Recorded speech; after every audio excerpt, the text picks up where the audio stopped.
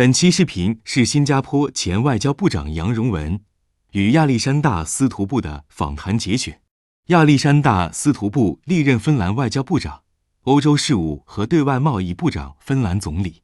2024年2月出任芬兰总统。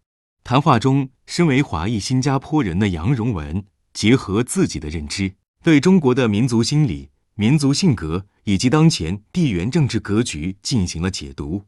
我们看看他是怎么说的吧。Of course, the US making China its number one competitor, rival, and even enemy, and there's sort of support for this idea across the aisle. How do you see the US approach to China? What are the problems there? What are the good sides and the bad sides? I think he had to come sooner or later. But in the last 5 years, like drops of litmus, like drops of acid changing the color of the litmus, there's suddenly a view in the US that China is a threat.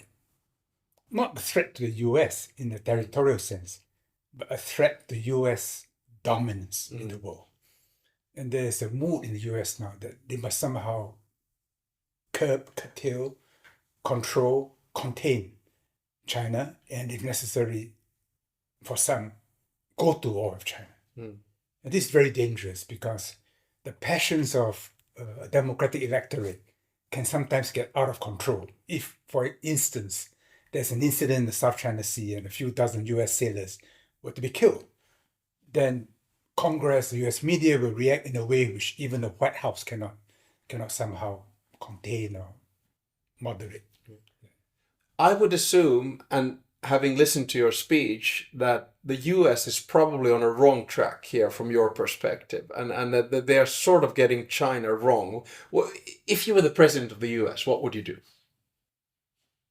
Well, the most important thing is to understand the nature of the challenge, and which means understanding China in its history, in its philosophical underpinnings. Otherwise, if your assumptions are wrong, then your actions may lead not to success, but to tragedy. So it's important when we look at China, not just to view it on the basis of a few snapshots, but one must watch the entire video.